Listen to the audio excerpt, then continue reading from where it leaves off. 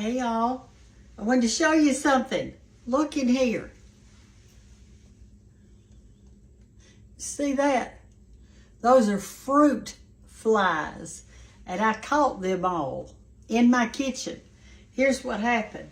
I had some potatoes over there. I keep my potatoes in a little basket over here. And I kept seeing some fruit flies in here, and I thought, what in the world? And so what it was is these fruit flies had gone over there to that rotten potato. So I picked up the whole container, took it outside to clean all of it out and get the rotten one out. And when I picked it up, all the fruit flies went out into my kitchen. So I've been trying to catch them, and I'm going to show you today how to make this. There's a certain way you got to make it now. And so let's get started. And let me show you. I still see a few running around out here that I'm going to catch. What you do is, if you've got fruit flies in your kitchen, you've got to put something in the bottom of the glass to attract them.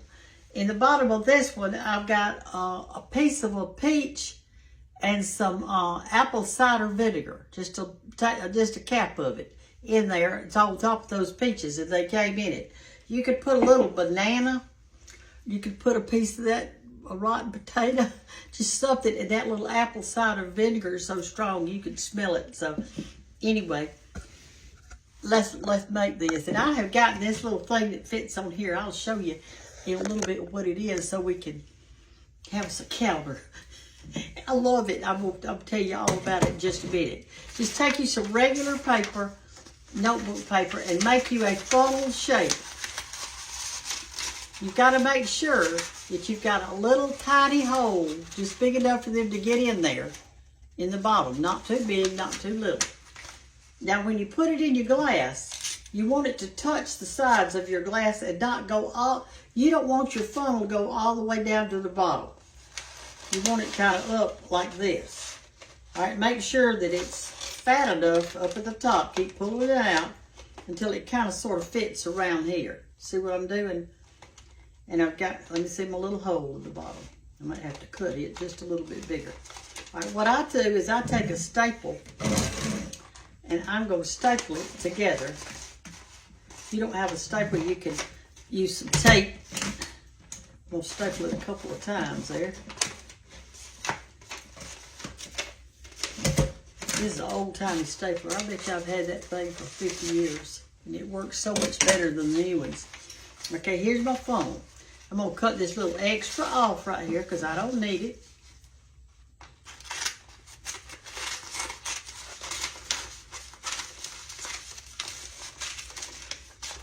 We had a great church service today. It was so good. All right, there we go. Now my hole is a little bit too big, so when I close this up like that, it'll work. Staple it one more time right here. Okay. Now I'm going to look at my hole, and if it's too little or too big, you got to fix it. So mine is too little now. So I'm just going to cut just a little bit off the tip of it, just big enough for them to go through. We don't want it too big. That's perfect. Put it in your glass. Now we're going to, let me see what I can put in here. I'll just put some apple cider. I've got a little bitty piece of peach. Maybe that'll work. See that little bitty one? Put it in there. Let's get our apple cider vinegar out. We're going to put just a tad of that in it. Let me see what I did with it. Here it is. Mine's the one with mother in it. Apple cider vinegar with mother. All right, I'm gonna put just a half of that cap. We don't need much. You got to do this though before you put this thing in, because you don't want this getting wet. Pour it in there just for a little fermenting going on. Ooh, yeah, that smells good and strong. We're going to catch the rest of them. I still got several flying around in here. All right, so now then, we've got this sitting on the top. Now you noticed then around this one there is tape all the way around it, and there's a reason for that. When those fruit flies fly into this, they're going to start climbing up the sides, and you can see climbing up the sides of the glass.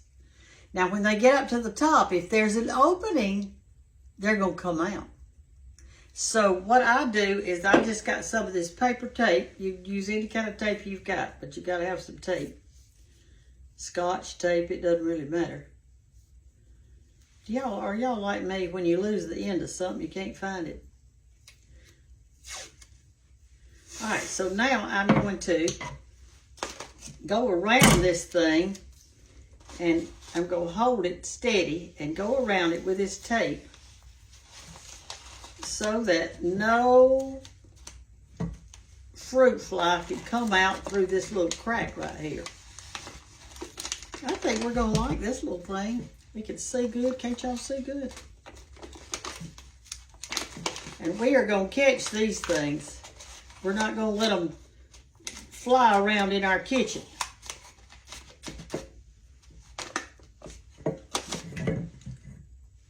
All right, that looks pretty good. See, I've got it all the way around, which has none in it right now. But that's how you do it. You can put a piece of banana in there with a little vinegar. You can put an old potato, cut it up and put it in there. Maybe a rotten spot on an apple. Just whatever you've got. And so then in a little while, they'll find it. But when I first started, I didn't have but like 2 in it. But they're all coming to this smell. And they're getting in there. And so this one, I'm going to sit it over here to a different part of my kitchen. I'm fixed to catch these. And when I catch them, I'm going to take this outside to pour it out and either let them go or kill them. Or hopefully they'll die in here. But they don't look like it. But I'm not going to dare open it in this house because they'll go right back out to where they started. So this is a good thing to get fruit flies out of your kitchen or whatever. And it probably would catch house flies too. You'd have to make the hole a little bit bigger and put something down in there like a piece of meat. They like meat. They like sugar. So you could put some sugar water down in there. Sugar. Candy. Something like that. I see one flying right now. I'm going to sit this over to the side. Now I want to show you this. This is something new I've got. I think you're going to like it. I have loved it. Let me get you back just a little bit so you can see a little bit better. This is a board. It's one board is that wide. That means that tree was that wide. There's no seams in it or anything. This is one board, and they made handles on it on both sides like this. And I love this, so I brought it to the house. It fits perfectly over these 2 sinks. In other words, you could sit it like this. I used it this morning making Sunday lunch. You can cut right here.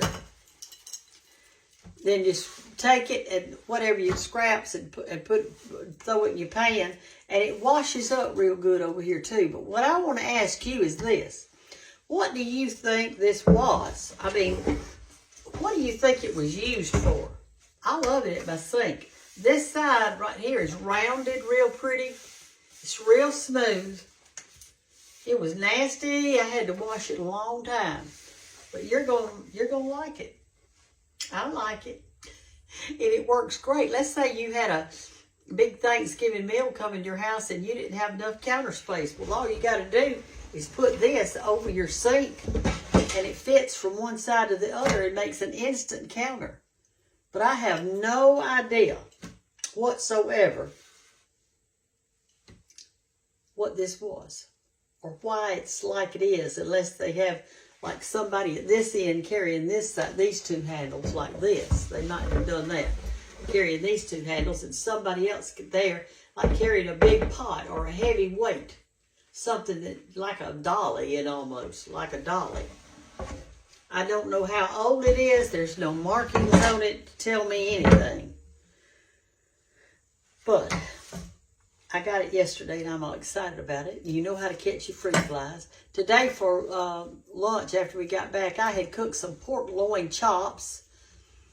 And I fixed a big thing of baked beans and what else did I fix? Something else. Baked beans, pork chops. Oh, a big baker of sweet potatoes. I didn't just cook enough for everybody. I cooked enough that I could have them next week.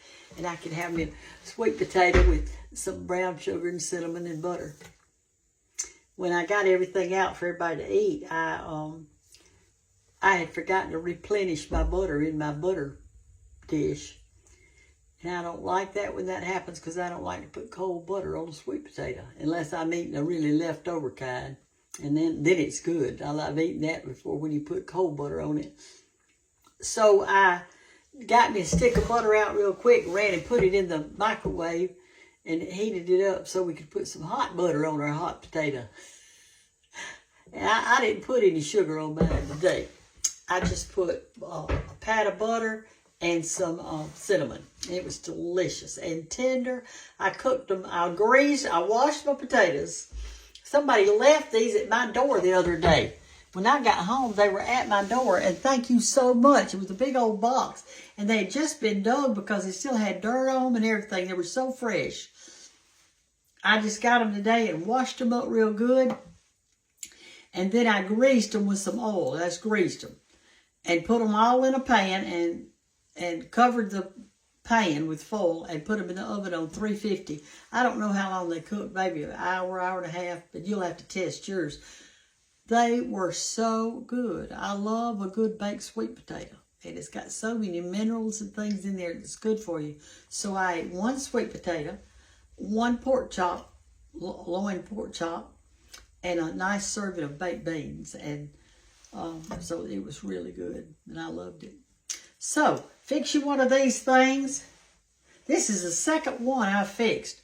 The other one, I took them outside in this, and I set it down out there not thinking, and some old possum came up during the night, knocked it off, and broke my glass and everything. I should have gotten rid of it as soon as I went out, but I didn't. I don't know why you can't set that thing outside like that. Catch you those house flies if you've got them. I don't have flies around my house. I got fruit flies now, though. As Mama said, they're working alive in there, aren't they, Brenda? I said, yes, ma'am, they are. But anyway, we had a great service at church today, and we had a little couple that joined our church, and she's got a sweet baby and one on the way. So we love to see our young people having babies and growing, teaching them Christian things and bringing them up right. Y'all have a wonderful afternoon. Take your nap, put your feet up, read a little bit, and don't forget to order my coffee table book, y'all. I'm finished. It's being sent off this next week to the printer. So I hope and pray that you have got your name on the list. So it will be coming to you, and however many you ordered, if you ordered some for Christmas, y'all get it. Because it's big. It's about that big. It's got 230 something pages in it. It's a nice book. And it'd be a nice wedding gift, a Christmas gift for somebody. It's got so many different things in it. I just can't even tell you all the different things it's got in it. And I did a little of my artwork in it. That was fun. I enjoyed it. It's not professional. My artwork's not professional, but I had fun doing it for you, and I think you'll enjoy it. You'll see all the mistakes, that's for sure. But anyway, y'all have a great afternoon, and fix you a cup of coffee or sit down and relax. Put your feet up. If you got to, you can get somebody to rub your feet, put some oil on it, massage them. That'd be good. Y'all take care. Love you. Bye-bye.